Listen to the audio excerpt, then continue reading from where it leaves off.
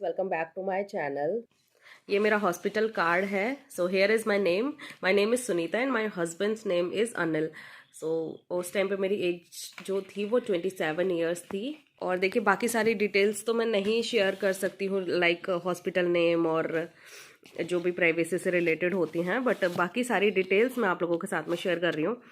ये जो मेरा हॉस्पिटल कार्ड है वो 4th मंथ में बनता है नॉर्मली। जो 3 मंथ्स का जो भी ट्रीटमेंट होता है ना, मैंने फर्स्ट डे से ही ट्रीटमेंट लिया है क्योंकि मेरी प्रेगनेंसी से पहले से ही ट्रीटमेंट चल रहा था कंसीव करने के लिए। सो यहाँ पे आप देखेंगे 4th मंथ से स्टार्टिंग हुई है इस कार्ड की। जो फर्स्ट 3 मंथ्स थे, फर्स्ट ट्राइमेस्टर थे ना, वो नॉर्मली जो नॉर्मली उनका पेपर होता है ना, उसी पे मेरा ट्रीटमेंट चला था क्योंकि फर्स्ट 3 मंथ्स जो होते हैं वो रिस्की ही होते हैं, आप सभी लोगों को पता है। सो जो मेरी LMP थी वो थी 10/8। So here is my LMP 10/8/2019, 10 अगस्त 2019 थी। 3 मंथ्स मेरे कंप्लीट हो गए थे। जैसे ही 4th मंथ स्टार्ट हुआ, यहाँ पे आप देखेंगे 12/11/2019 पे 4th मंथ के स्टार्टिंग में ही मेरा ये जो हॉस्पिटल कार्ड है वो बन चुका था। वेट की अगर मैं बात करूँ ना, तो यहाँ पे आप देख पा रहे होंगे जो मेरा वेट था ना 4th मंथ की स्टार्टिंग में वो 69.1 kg था। और स्टार्टिंग में समथिंग मेरा 65 या 66 इसके अकॉर्डिंग था वेट। मतलब 3 मंथ्स में मेरा 3 kg टू 3.5 kg के अराउंड बढ़ चुका था। कंफर्म नहीं है मुझे 65 था या 66 था, बट इसी के अकॉर्डिंग था।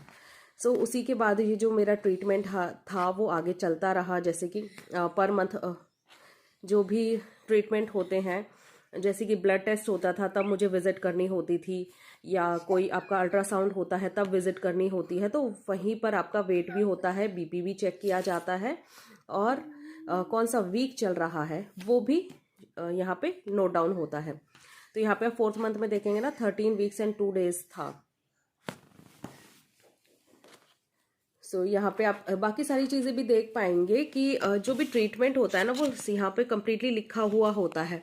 जैसे कि आप देख पा रहे हैं यहाँ पे आयरन की, कैल्शियम की, प्रोटीन पाउडर मुझे मिला था, और जो इंजेक्शन्स थे ना वो भी मुझे लगातार लग रहे थे। जी हाँ। ये 3 मंथ्स तक कंपल्सरी होता है 4th मंथ तक इंजेक्शन्स लगने, क्योंकि मेरी जो प्रेगनेंसी थी ना वो रुकती नहीं थी, मेरी ब्लीडिंग स्टार्ट हो जाती थी इस वजह से।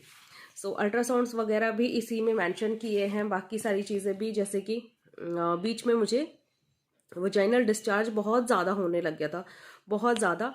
तो उसी के लिए डॉक्टर ने मुझे ये मेडिसिन दी थी जो कि मुझे इंसर्ट करनी थी वजाइना में। आप देखेंगे यहाँ पे भी 6 नाइट्स तक मुझे ये लेनी थी। क्यू वॉश दिया था, एक ऑइंटमेंट था वो दिया था। यहाँ पे आप देखेंगे 4/11/2019 को मेरा NT-NB स्कैन हुआ था, और उसके बाद में मेरा लेवल 2 भी हुआ था, जो कि यहाँ पे मेंशन नहीं है। अल्ट्रासाउंड मेरा हो चुका है, मैंने आप लोगों के साथ में शेयर भी किया है, वीडियो भी मेरे चैनल पर अवेलेबल है, आप लोग चाहें तो देख सकते हैं। स्टार्टिंग का जो फर्स्ट अल्ट्रासाउंड था मेरा, जो वो भी आप लोगों के साथ में शेयर हुआ है। 32 वीक्स का कलर डॉपलर नहीं हुआ था बिकॉज ऑफ लॉकडाउन लग चुका था। 2019 में मेरी प्रेगनेंसी स्टार्ट हुई थी, तो 2020 में लॉकडाउन लग चुका था, और मेरी जो डिलीवरी है वो 4 मई 2020 की है। इट मीन्स कि मेरा अप्रैल के समथिंग अल्ट्रासाउंड होना था, बट वो लॉकडाउन की वजह से नहीं हो पाया था, क्योंकि आपको पता ही मार्च में लॉकडाउन लग चुका था। बाकी सारी चीज़ें भी यहाँ पे मेंशन की हुई हैं, जो भी ट्रीटमेंट होता है, जो इंजेक्शन्स होते हैं, जो मेरा हीमोग्लोबिन था वो भी काफ़ी अच्छा था। यहाँ पे आप देखेंगे 12.1 है, और टाइम यहाँ पे नहीं लिखा हुआ है, सॉरी यहाँ पे लिखा हुआ है, देखिए 20/1/2020, मतलब कि 20 जनवरी को मेरा इतना था।